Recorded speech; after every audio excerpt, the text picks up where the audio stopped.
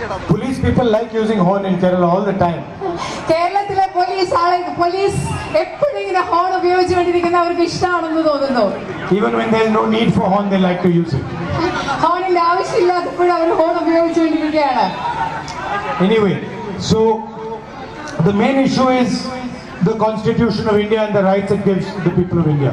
ഏറ്റവും പ്രധാനപ്പെട്ട പ്രശ്നം എന്ന് പറയുന്നത് ഭാരതത്തിന്റെ ഭരണഘടനയും ആ ഭരണഘടന ഇന്ത്യയിലെ ജനങ്ങൾക്ക് നൽകുന്ന അവകാശങ്ങളുമാണ്. The Constitution guarantees every single Indian citizen the same rights, regardless of the religion they practice, the language they speak, where they come from, whether they are male or female.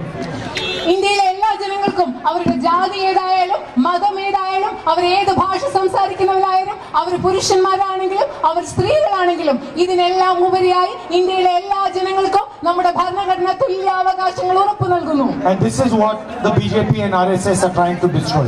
ഇതിനെയാണ് ഈ രാജ്യത്തെ BJPയും RSSും നശിപ്പിക്കാൻ ശ്രമിച്ചുകൊണ്ടിരിക്കുന്നത്. ഇതാണ്. The Prime Minister says one language, one nation, one leader. ഒരു ഭാഷ, ഒരു ദേശം, ഒരു നേതാവ് എന്നാണ് ഈ രാജ്യത്തെ പ്രധാനമന്ത്രി പറയുന്നത്. How can there be one language in India? എങ്ങനെയാണ് ഭാരതത്തിൽ ഒരു ഭാഷ മാത്രം ഉണ്ടാകാൻ സാധിക്കുന്നത്? In Kerala there is Malayalam. കേരളത്തിൽ മലയാളമുണ്ട്. Tamil Nadu there is Tamil. തമിഴ്നാട്ടിൽ തമിഴ് ഭാഷയുണ്ട്. Bengal there is Bengali. ബംഗാളിൽ ബംഗാളി ഭാഷയുണ്ട്. So how can there be only one language? എങ്ങനെയാണ് ഇന്ത്യയിൽ ഒറ്റ ഭാഷ മാത്രമായി നമുക്ക് സാധിക്കുക? There are multiple languages. Every language represents the tradition, the history, the culture of the people who speak it. ഇവിടെ ധാരാളം വ്യത്യസ്ത ഭാഷകളുണ്ട്. ഓരോ ഭാഷയെ പ്രതിനിധാനം ചെയ്യുന്നത് അത് സംസാരിക്കുന്ന ആളുകളുടെ സംസ്കാരമാണ്, അവരുടെ പാരമ്പര്യമാണ്, അവരുടെ ചരിത്രമാണ്. And what does he mean, one leader? ഒരു നേതാവ് എന്ന് പറയുന്നതിലൂടെ പ്രധാനമന്ത്രി Narendra Modi There's a leader in every field in India. ഈ രാജ്യത്തെ എല്ലാ മേഖലകളിലും ഇവിടെ നേതാക്കളുണ്ട്. Every cricket team has a leader. എല്ലാ ക്രിക്കറ്റ് ടീമുകൾക്കും നേതാവുണ്ട്. Every single town has a leader. Every panchayat has a leader. What does the Prime Minister mean, one leader? ഒരു leader എന്ന് പറയുമ്പോൾ, ഒരു നേതാവ് എന്ന് പറയുമ്പോൾ എന്താണ് പ്രധാനമന്ത്രി ഉദ്ദേശിക്കുന്നത്? എല്ലാ ടൗണിലെ നേതാക്കളുണ്ട്, എല്ലാ പഞ്ചായത്തിലും നേതാക്കളുണ്ട്. India is a diverse country. India എന്ന് പറയുന്നത് വൈവിധ്യങ്ങളുള്ള ഒരു രാജ്യമാണ്. And our diversity is our strength. നമ്മുടെ ഇന്ത്യയുടെ ശക്തി എന്ന് പറയുന്നത് ഈ രാജ്യത്തിന്റെ വൈവിധ്യമാണ്. All our languages are our strength. All our religions are our strength.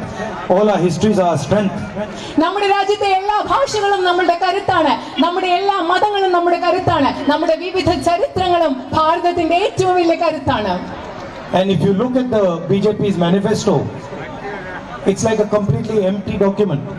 നിങ്ങള് BJPയുടെ പ്രകടന പത്രിക കാണുകയാണെങ്കിൽ പൂർണ്ണമായും പൊള്ളയായ ഒരു രേഖ പോലെയാണ് അത് കാണപ്പെടുന്നത്.